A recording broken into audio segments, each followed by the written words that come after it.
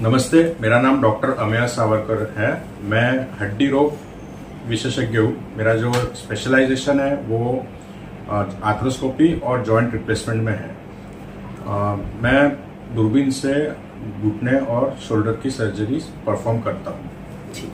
Ameya sir, अगर बात हम करें घुटनों के बारे में या जॉइंट के बारे में, आज जॉइंट रिप्लेसमेंट, नी रिप्लेसमेंट का बहुत ज़्यादा समय आ चुका है। बहुत ज़्यादा तकलीफ लोगों में आमतौर पे देखा जाती है। क्या प्रमुख कारण हो सकते हैं जॉइंट या नी में तकलीफ शुरुआत होने के? क्या प्रमुख कारण हो सकते, क्या कहिए? देखिए, जॉइंट रिप्लेसमेंट जो है वो जब घुटने पूरे तरीके से घिस जाते हैं तब उनको जॉइंट रिप्लेसमेंट लगता है। तो ये एज वाइज जैसे अपने बाल पकते हैं वैसे ही घुटने का भी डिजनरेशन होते रहता है। तो इसकी वजह से जॉइंट रिप्लेसमेंट जो है वो आफ्टर 60 साल की उम्र के बाद लगता है। लेकिन जॉइंट रिप्लेसमेंट नहीं लगना चाहिए, इसके कई सारे उपाय रहते हैं जो अपन ने प्रॉपरली फॉलो किए हैं तो जॉइंट रिप्लेसमेंट प्रिवेंट हो सकता है। जैसे जॉइंट का प्रॉपर केयर रखना, जैसे कि अगर घुटने में कभी दर्द है तो प्रॉपर समय पे डॉक्टर को दिखाना। उसके वजह से क्या है, अगर कोई गद्दी फटना या फिर लिगामेंट टियर है, अगर उसके वजह से घुटना अगर घिस रहा होगा तो वो अपन प्रिवेंट कर सकते हैं। जी, ये तो घुटने की आपने बात जैसी बताई। घुटनों में आमतौर पर ये घिसने की जो प्रक्रिया है ये किस तरह से शुरुआत होती है, क्या कहेंगे आप? क्या किस तरह से उसको रोकथाम किया जा सकता है? अभी जैसे आप देख रहे हैं ये घुटने का मॉडल है। तो इसमें जो ऊपर की हड्डी है ये अपने जांघ की हड्डी है और जो नीचे की हड्डी जो है वो पैर की हड्डी जिसे अपन टिबिया कहते हैं।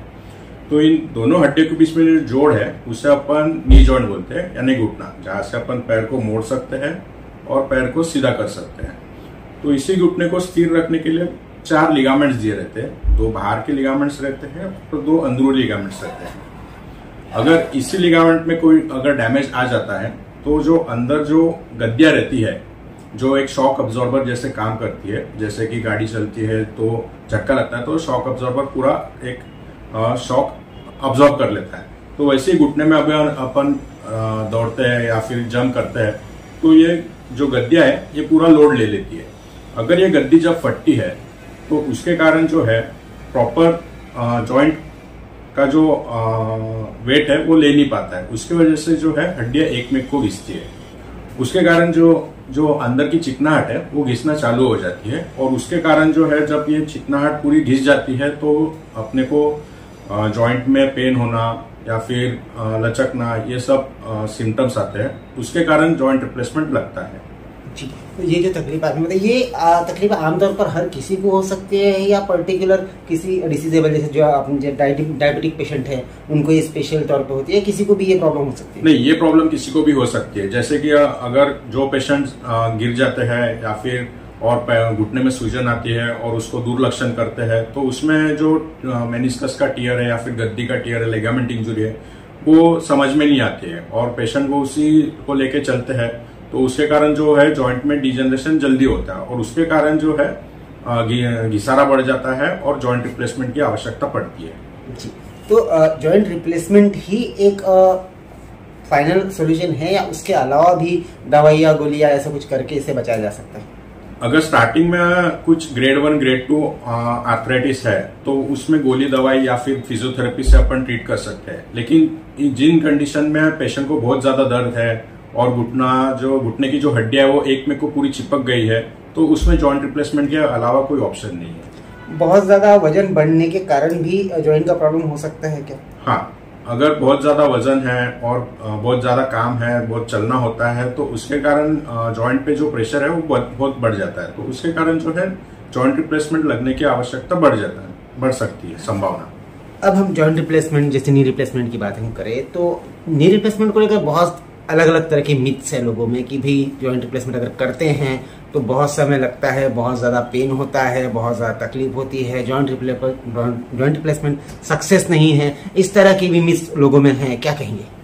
इसमें जो है जॉइंट रिप्लेसमेंट आजकल कई बार यानी योजना में वगैरह होता है तो उसमें प्रॉपर इम्प्लांट यूज नहीं हो पाते हैं क्योंकि एक बजट रहता है, उस बजट में पूरा कंप्लीट करना पड़ता है।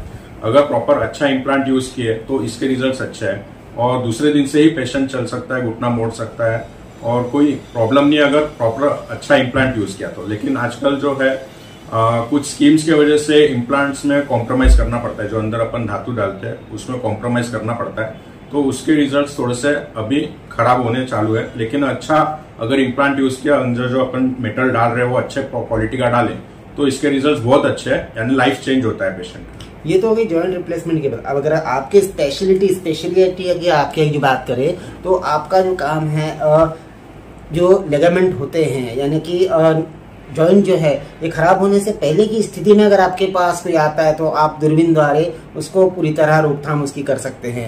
इसके बारे में क्या कहेंगे? अगर कोई किसी पेशेंट को घुटने में दर्द है और उसको चलने में दिक्कत है तो मेरी यही सलाह रहेगी कि जल्द से जल्द डॉक्टर को दिखाना चाहिए। अगर वो डॉक्टर को नहीं दिखाता और वैसे ही चलाता है तो वो कंडीशन आगे बढ़ जाती है, जहाँ पे एक डॉक्टर जो है जॉइंट रिप्लेसमेंट को प्रिवेंट नहीं कर सकता है।